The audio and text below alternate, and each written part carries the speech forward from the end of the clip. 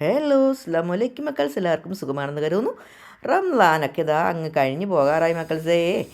റംസാൻ 21 കുറച്ച് വിശേഷങ്ങളാണ്, അതായത് ഇന്നലത്തെ കുറച്ച് വിശേഷങ്ങളാണ് ഷെയർ ചെയ്യുന്നത്. അപ്പോൾ നമ്മുടെ തട്ടകത്തിൽ നിന്ന് തന്നെ നമുക്ക് തുടങ്ങാം. കുറച്ച് ഇറച്ചിക്കുട്ടന്മാരെ ചില്ലി ചിക്കൻ ആക്കുന്നതിന് വേണ്ടിയിട്ട് ഞാൻ ഗുനുഗുനാരിഞ്ഞ് എണ്ണയിലിട്ട് ആ കുട്ടന്മാരെ ഒന്ന് കുളിപ്പിച്ച് തോർത്തി എടുക്കുകയാണ്. അതിൻ്റെ റെസിപ്പി വീഡിയോ വേണമെങ്കിൽ ഞാൻ നിങ്ങൾക്ക് ആവശ്യമുണ്ടെങ്കിൽ ഷെയർ ചെയ്യാം. അങ്ങനെ പൊരിച്ച ചിക്കൻ കുട്ടന്മാരെ കോരി വെച്ചിരിക്കുകയാണ്. ഇതിൽ വേറെ ഒന്നും ചേർത്തിട്ടില്ല. കുറച്ച് സോയാ സോസ് ചേർത്തിട്ടുണ്ട്, ഇഞ്ചി വെളുത്തുള്ളി പേസ്റ്റ്, കുറച്ച് മഞ്ഞൾപ്പൊടി, കുറച്ച് മുളക് പൊടി, കുറച്ച് കുരുമുളക് പൊടി, ഒരു മുട്ടയുടെ വെള്ള.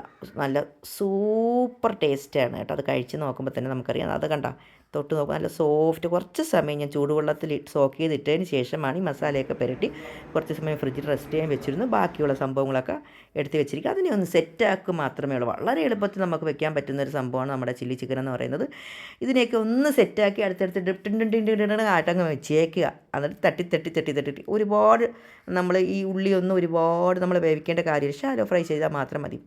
ടപ്പിട്ട് സാധനങ്ങളെല്ലാം അടുത്ത് വെച്ചിരുന്നാൽ പെട്ടെന്ന് തന്നെ നമുക്ക് സെറ്റ് ചെയ്തെടുക്കാൻ പറ്റുന്ന ഒരു റെസിപ്പിയാണ് നമ്മുടെ ചില്ലി ചിക്കൻ എന്ന് പറയുന്നത്. സത്യത്തിൽ എനിക്ക് തീരെ വയ്യ കേട്ടോ. 2 ദിവസം കൊണ്ട് വല്ലാത്തൊരു ക്ഷീണം അറിയത്തില്ല. അങ്ങനെ നമ്മുടെ ചില്ലി ചിക്കൻ ഏകദേശം റെഡിയായി. കുറച്ച് പഞ്ചസാര അവസാനം ഞാൻ ഒഴിച്ചു കൊടുക്കും.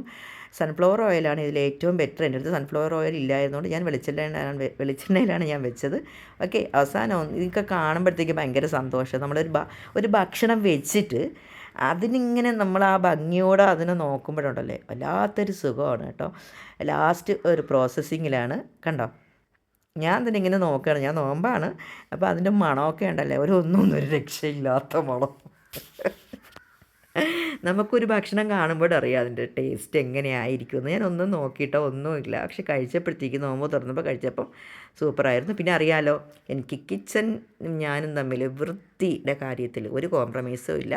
പിന്നെ അതിൻ്റെ കൂടെ കുറച്ച് അപ്പം ചുടണമെന്നാണ് കരുതിയിരിക്കുന്നത്. മോന് കുറച്ച് റൈസ് ആക്കിയിട്ടുണ്ട്. അതിന് കിച്ചൺ കണ്ടോ ഒരുവിധം എല്ലാം ക്ലീൻ ചെയ്ത് കൊട്ടപ്പനാക്കിയിട്ട് ഇതിങ്ങനെ കാണുമ്പോഴുള്ള ഒരു സംതൃപ്തി ഉണ്ടല്ലോ.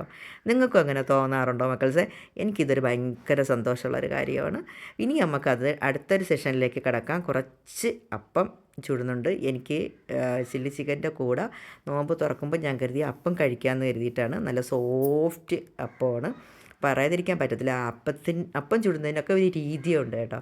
ആ മാവ് നമ്മൾ ആട്ടി വയ്ക്കുന്നതും ആ മാവിൽ ചേർക്കേണ്ടതും വേറെ ഒന്നുമില്ല. പഴയ ചോറ്, തേങ്ങാവെള്ളം, ആവശ്യത്തിന് പച്ചരി, സ്വല്പം ഉഴുന്ന്, ഇതെല്ലാം കൂടെ ചേർക്കും. നല്ല സോഫ്റ്റ് അപ്പം കിട്ടും. അങ്ങനെ അൽഹംദുലില്ലാഹ് ആദ്യം ഫ്രൂട്ട്സും ഈത്തപ്പഴമൊക്കെ കഴിച്ച് നോമ്പ് തുറന്ന് നമസ്കരിച്ചതിന് ശേഷം ഞാൻ ജസ്റ്റ് ഒന്ന് കഴിക്കുന്ന വീഡിയോ കൂടെ നിങ്ങൾക്കൊന്ന് ഷെയർ ചെയ്യുകയാണ്.